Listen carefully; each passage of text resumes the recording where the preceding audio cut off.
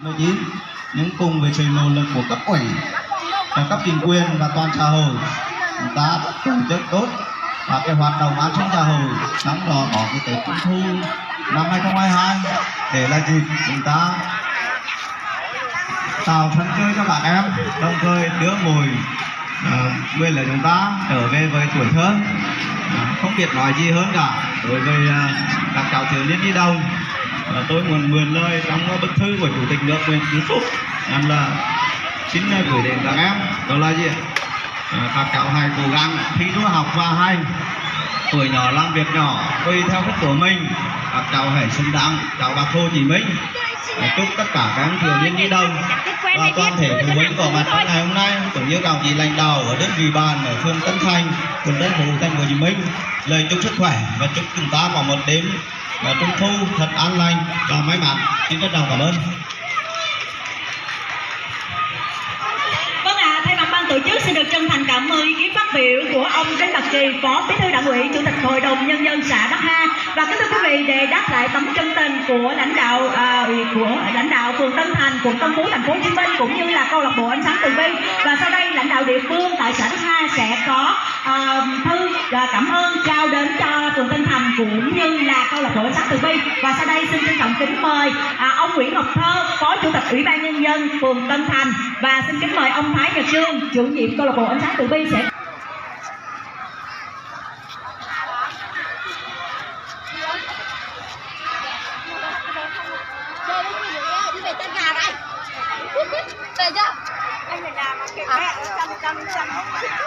Vâng ạ, quý vị ơi, các em ơi, hãy dành một tràng pháo tay thật lớn, thật nồng nhiệt để chào mừng và cảm ơn ạ. Vâng, xin cảm ơn lãnh đạo địa phương, xin cảm ơn quý vị rất nhiều ạ. Vâng, kính thưa quý vị, và tiếp theo chương trình là phần trao học bổng và tặng xe đạp cho các em thiếu nhi ở xã Đắc Ha. Và sau đây cô sẽ đọc tên, xuống tên của tất cả các em thiếu nhi mà có tên trong danh sách. Chúng ta sẽ nghe tên của mình và bước lên phía trên sân khấu để nhận học bổng, được không ạ? Vâng, và trước tiên là phần trao học bổng cho các em thiếu nhi. Đầu tiên thì cô xin mời em Hờ Trân, lớp 6A1, trường Trung học cơ sở Chu Văn An. Em nào được xướng tên chúng ta nhanh chóng bước lên sân khấu, được không ạ?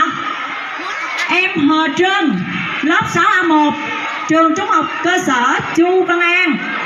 Thứ hai, mời em Hờ Thị Hoài Thương, lớp 7A1, trường Trung học cơ sở Chu Văn An.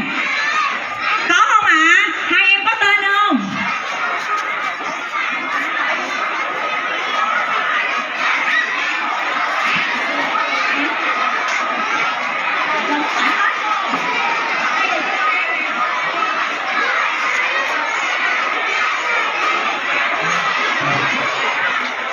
Dạ, em xin đọc lại tên nha. Các anh chị ơi, danh sách ban tổ chức nằm trên tay, cho nên là các anh chị đọc lại nha. Em Hờ Trân, lớp 6A1, trường Trung học cơ sở Chu Văn An. 2. Em Hờ Thị Hoài Thương, lớp 7A1, trường Trung học cơ sở Chu Văn An. 3. Em Hờ Lan Ly, lớp 7A2, trường Trung học cơ sở Chu Văn An.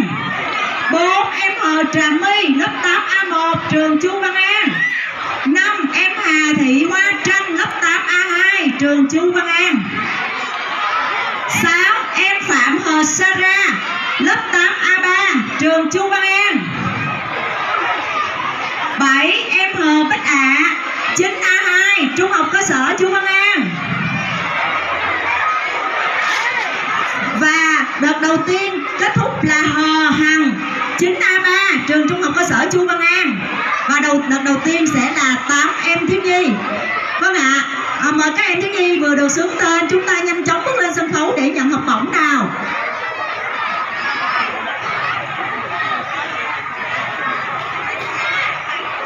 Dạ, để cho các em ơi, các em trật tự mới nghe được tên của mình để mà lên sân khấu nhận học bổng nha. Em Hờ Trân, em Hờ Thị Hoài Thương, em Hờ Lan Ly, em Hờ Trà My, em Hà Thị Hoa Trân, em Phạm Hờ Sarah, em Hờ Bích Ạ, em Hờ Hằng và em Phạm Thị Hằng. Xin lỗi, em Hờ Hằng là 8 em.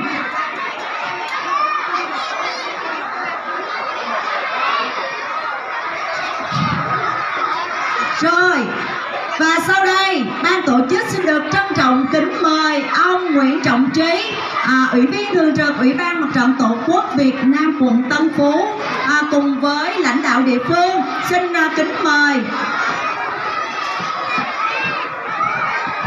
Kính mời ông Đinh Bạch Kỳ, Phó Bí thư Đảng ủy, Chủ tịch Hội đồng Nhân dân xã Đắc Ha sẽ cùng lên trao học bổng cho các em. Và bên cạnh đó là cũng có một học bổng đến từ Mạnh Thường Quân ở đơn vị Minh Hằng Spa. Và sau đây xin kính mời đơn vị Minh Hằng Spa sẽ lên trao học bổng cùng với lãnh đạo của địa phương luôn ạ.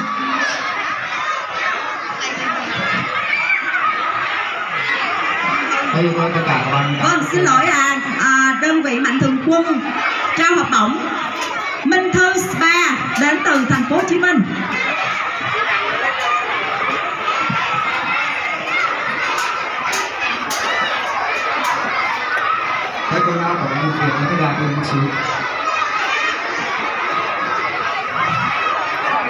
Vâng, quý vị ơi, các em thiếu nhi ơi, hãy dành một tràng pháo tay thật lớn, thật nồng nhiệt để chúc mừng nào.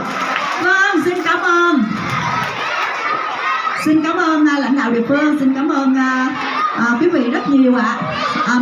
Cảm ơn các em, mời các em về vị trí.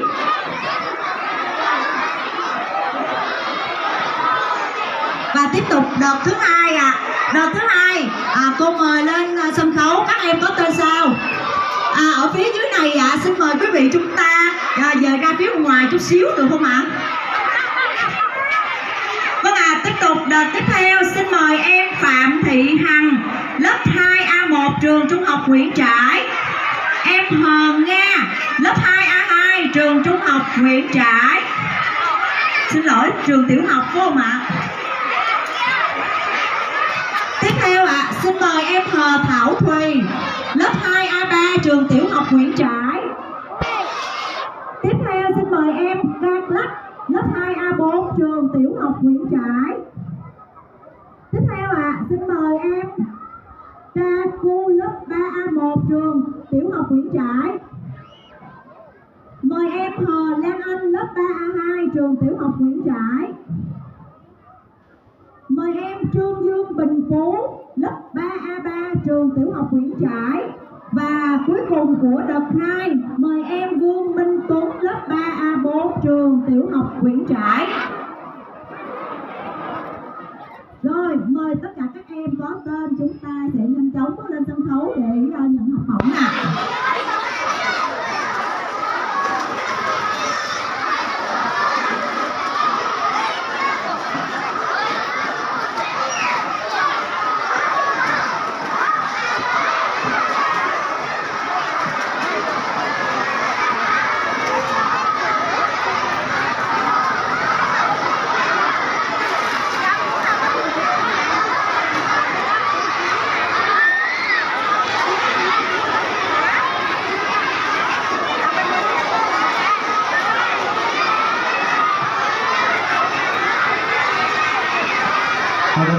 Tất cả các học sinh chúng ta có từ giờ có từ là học sinh, ta lên là học sinh, ta lên học sinh. Bây giờ tụi mình chúng ta lui cái 6 đi ạ. Tụi mình ra lui cái 6 một xíu đi để cho số học sinh ta nơi cho nó thoải mái. Vâng, và sau đây ban tổ chức xin được trân trọng kính mời cô Phạm Thị Ngọc Ánh là hiệu trưởng trường mầm non Hoa Anh Đào ở đơn vị thành phố Hồ Chí Minh cùng với lãnh đạo của địa phương.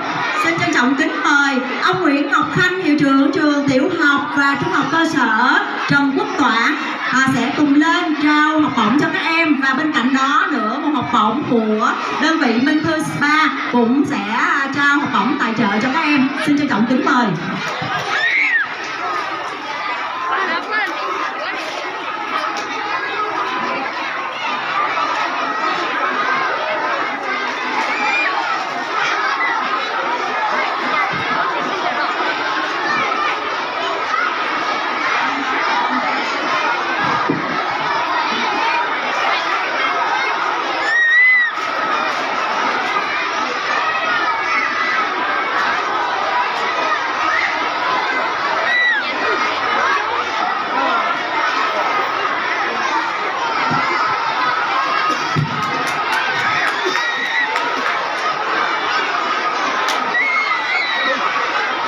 rồi, vâng.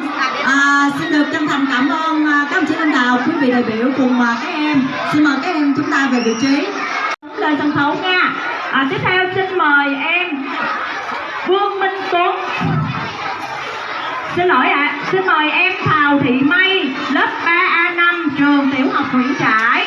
Mời em Vàng Thị Hường, lớp 1D, trường tiểu học và trung học cơ sở Trần Quốc Toản. Mời em Trần Anh Tú, lớp 1A, trường tiểu học và trung học cơ sở Trần Quốc Toản. Mời em Hạng A Xì, lớp 3C, trường Trần Quốc Toản. Mời em Sùng Thị Mò, lớp 3B, trường Trần Quốc Toản. Mời em Triệu Thị Ngọc Tuyết, lớp 2A, trường Trần Quốc Toản. Mời em Triệu Uyển Thu, lớp 2B, trường Trần Quốc Toản. Mời em Lầu Thị Hoa Ly, lớp 4C, trường Trần Quốc Toản. Và cuối cùng của đợt 3, mời em Lạng A Cự, lớp 5B, trường Trần Quốc Toản. Vâng, mời tất cả các em chúng ta vừa được xướng tên sẽ lên sân khấu để nhận học bổng